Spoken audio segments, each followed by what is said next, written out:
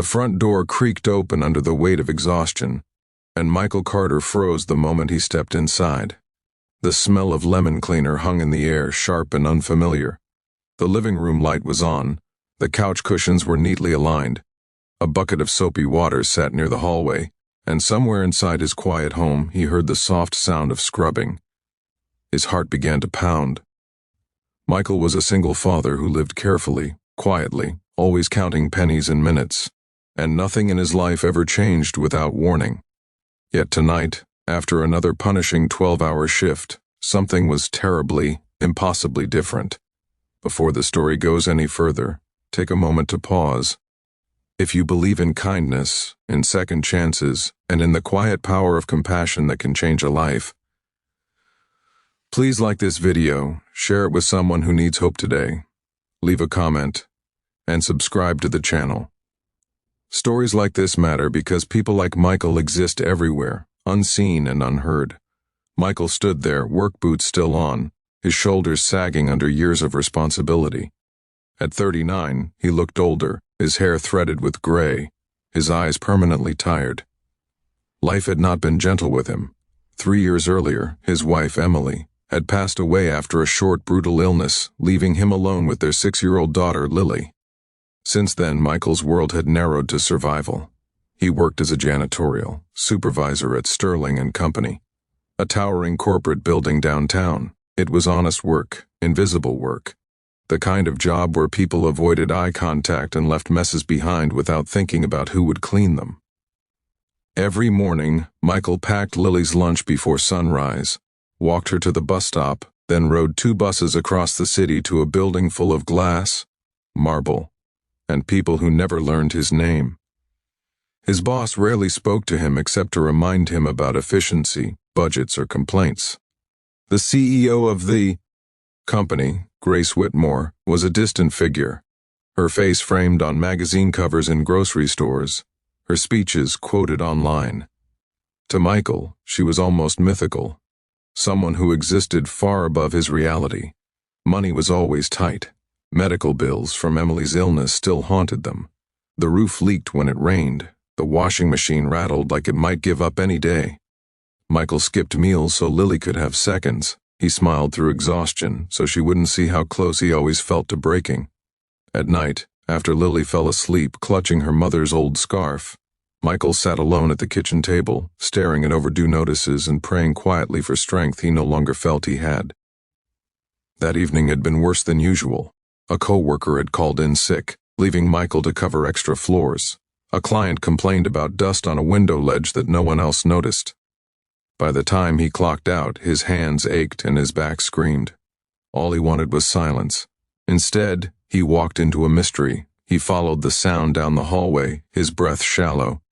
The bathroom door was open. Inside, kneeling on the tile floor, scrubbing the grout with steady hands, was Grace Whitmore. She was dressed simply, no heels, no suit, her blonde hair tied back, sleeves rolled up. A plastic cleaning caddy sat beside her. The sight made no sense. The most powerful woman in the company was on her knees in his bathroom, cleaning his home. Michael's mind raced through panic and disbelief. Had something happened to Lily? Had he done something wrong at work? Was this some kind of cruel mistake? His chest tightened, and for a moment he couldn't breathe. Grace noticed him then. She looked up slowly, meeting his eyes without shock or embarrassment. Her expression was calm, almost gentle. She stood, wiped her hands on a towel, and nodded, as if this were the most natural thing in the world. Michael didn't speak. Words failed him. He could only stare as she gestured toward the living room and kitchen, now spotless, organized, transformed. The broken lamp had been fixed. The fridge was full of groceries. A new set of shelves leaned against the wall, still boxed. Grace explained herself not with authority, but humility. Earlier that week she had stayed late at the office, reviewing reports about employee turnover and morale. One file caught her attention: Michael Carter. Perfect attendance, no sick days, no complaints, no raises. She noticed he worked longer hours than required. Curious, she asked Human Resources to pull his background. They told her about Emily, about Lily, about the medical debt. Something about it stayed with her. That night, Grace had walked through the building after hours. She saw Michael alone, polishing floors already clean, humming softly to himself. She followed him quietly, noticing the care he put into his work. She noticed the photo taped inside his supply cart, a little girl with missing front teeth smiling wide. When she finally spoke to him, asking about his daughter, Michael apologized instinctively, as if conversation itself was a mistake. Grace went home unsettled. She thought about her own childhood, raised by a single father after her mother died when she was young. She remembered coming home to empty rooms, to a father who tried his best while carrying the weight of the world. She remembered wishing someone would see him, just once. So she decided to see Michael, not as a CEO, not as a boss, but as a human being. She asked for his address from HR under the guise of an employee wellness initiative. She came while Lily was at a church youth event, and Michael was still at work. She cleaned because she knew what it felt like to be too tired to care for your own space. She bought groceries because no parent should wonder how to stretch one meal into two. She fixed what she could because dignity often begins with small things. As Grace spoke, Michael felt something crack open inside him. He sank into a chair, covering his face with his hands. The tears came suddenly, violently, years of restraint breaking loose. He cried not because of shame, but because someone had finally seen him, not pitied him, seen him. Grace stood quietly, allowing the moment to exist without rushing it. She told him that kindness wasn't charity, and help wasn't weakness. She told him that people like him were the backbone of every shining tower, and it was time someone acknowledged that truth. That night changed everything, though not all at once. Grace didn't offer him money outright. Instead, she offered opportunity. She enrolled Michael in a facilities management training program the company sponsored but rarely promoted. She adjusted his schedule so he could spend evenings with Lily. She personally ensured his medical debt was reviewed and partially forgiven through a corporate hardship fund that had existed quietly for years, unused. At home, life slowly softened. Lily laughed more. Michael slept deeper. The house felt warmer, safer. He still worked hard, but the weight felt shared now. At church on Sundays, Michael found himself praying with gratitude instead of desperation. Months passed. Michael completed his training.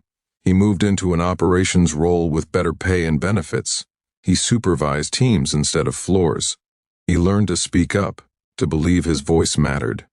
Grace checked in from time to time, never hovering, always respectful. One evening, as Michael tucked Lily into bed, she asked him why he smiled more these days. He told her that sometimes, when you think you're invisible, God sends someone to remind you that you matter. Before we reach the end, if this story has already touched something inside you, please take a moment to comment below. Share your thoughts, your feelings, or even your own story. Your words might be exactly what someone else needs to read today. Years later, Michael stood in a conference room filled with light. He was giving a presentation to new hires, speaking about dignity in work, about compassion in leadership. Grace sat in the back, listening quietly, pride softening her expression. Michael never forgot the night he came home expecting silence and found mercy instead. He never forgot how close he came to giving up, and how one act of kindness changed the course of his life. He taught Lily that success wasn't measured by power, but by how you treat those who feel small. As the presentation ended, Michael looked out at the room, then at Grace. His eyes shimmered, not with tears this time, but with purpose.